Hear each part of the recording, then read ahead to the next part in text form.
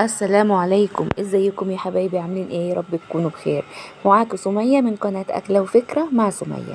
وحشتوني جدا جدا. النهاردة بقى هعمل لكم حاجة حلوة ولادكم كلهم بيحبوها، وانتوا كمان يا كبار بتحبوها. المارشميلو بثلاث مكونات بس، ما كنتش متخيلة انه بالسهولة دي. يلا نسمي الله ونصلي على الرسول صلى الله عليه وسلم ونبدأ الفيديو.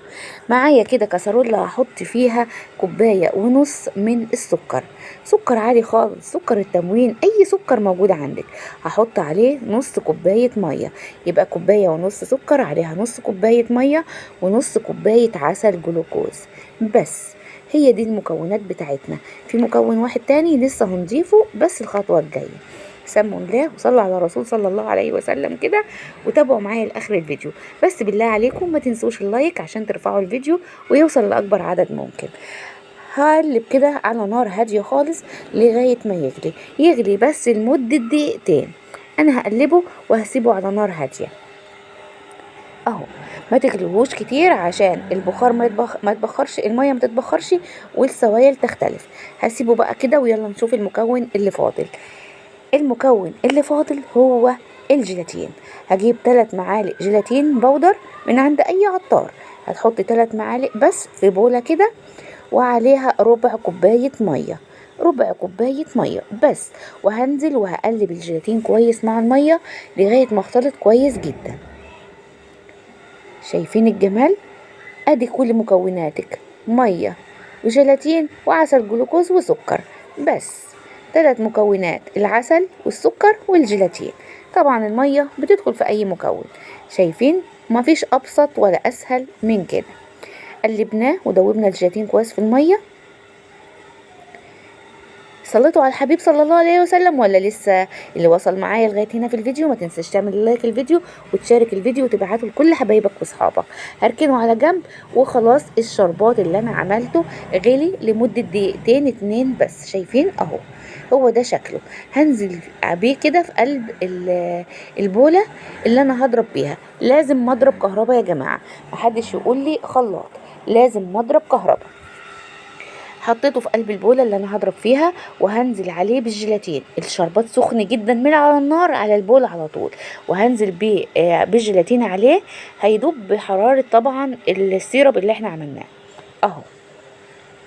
هدوب بقى، اشغل المضرب بتاعي.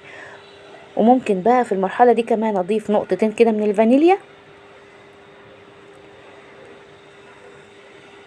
بس كده. وهنشغل المضرب بتاعنا بقى اضربي كويس جدا لغايه ما نحصل على القوام اللي انا هوريهولك كمان شويه. مين لسه ما صلاش على الحبيب صلى الله عليه وسلم؟ ومين لسه ما عملتش لايك للفيديو؟ يلا بقى احفظوا الفيديو ده عندكم على صفحاتكم وشاركوه علشان هتحتاجوه تعملوه لولادكم. هستمر بالضرب كويس جدا، مش اقل من 7 دقايق، يعني بياخد ضرب كتير. اضربي. هو ده القوام يا سمية؟ لا مش هو ده القوام لسه. شايفة نازل بسرعة ازاي من المضرب؟ لا لسه. هشغل واضرب شوية كمان. شفتي لونه فتح ازاي؟ بقى عامل زي الكريمة. شايفين الجمال؟ هو ده القوام المظبوط، هو ده القوام الصح. خلاص كده. شايفين عامل زي المنقار وثابت ازاي؟ خلاص كده. هجيب صينية هدهنها زيت وهفرش فيها كيس بلاستيك مفتوح وهدهنه هو كمان بالزيت اهو. لازم تدهني الكيس كويس بالزيت. هنزل نص كمية المارشميلو اللي احنا عملناها. شوفت الكمية؟ عملت لي كمية كبيرة قوي ازاي اهو.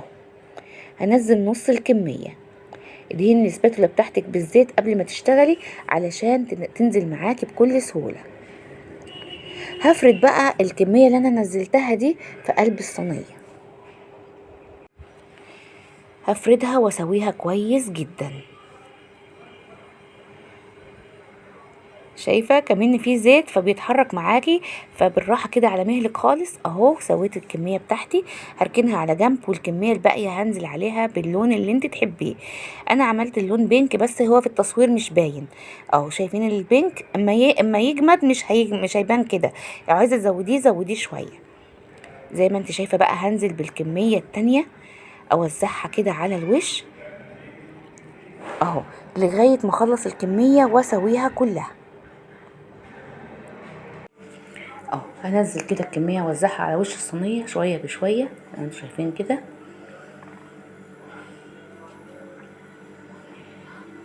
فين اللايك بقى يا حلوين؟ انا عايزه اعرف فين اللايك، وما تنسوش تسيبوا لي تعليق تقولوا لي بتشوفوني من اي بلد، وهل الوصفه النهارده عجبتكم ولا لا. انزل الكميه كلها وهبدا اسويها.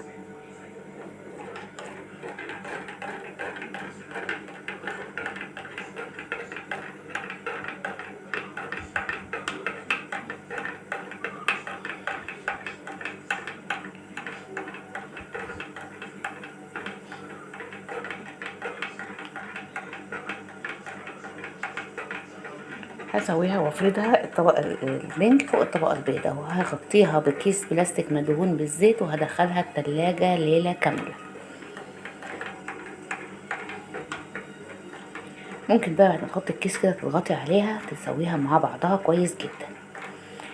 تاني يوم بقى طلعتها من التلاجة، انا مش عارفه اللون فتح قوي كده ليه، كان عايز يزيد شويه او الاضاءه اللي عاملاه كده، بس هو فعلا اللون فتح شويه. هجيب بقى النشا وهغطيها من كل الجهات بالنشا، وهشيلها بالكيس بتاعها كده افضيها على الكاونتر بتاعي.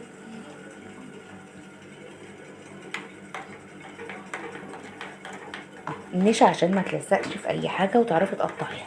شلت الصينيه اهو، وهقلب بقى كده الكيس اهو، وهغطيها من كل ناحيه بالنشا وابدا اقطعها. طريقه سهله وخطوات سهله وبسيطه جدا جدا، وهتاكلي احلى مارشميلو، ولادك هيعشقوه وبيشتروها من بره غاليه جدا.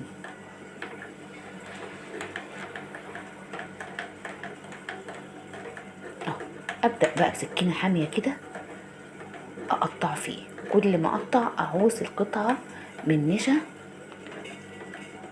واقطع واقطع الاشكال اللي انا عايزاها اهو.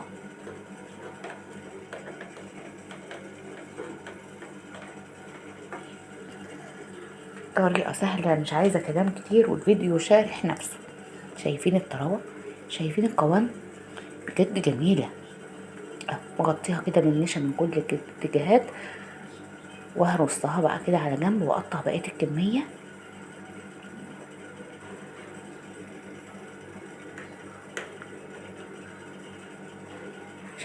شايفين بتمط معاكي وحلوه ازاي، ومطه مش ناشفه، مطه جميله جدا.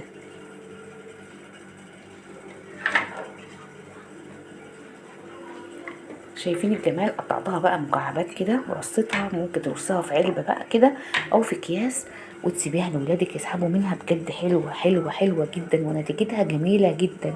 بالله عليكم جربوها وتقولي رايكم ايه في التعليقات، واستنوني في فيديو جديد ان شاء الله. مع السلامه.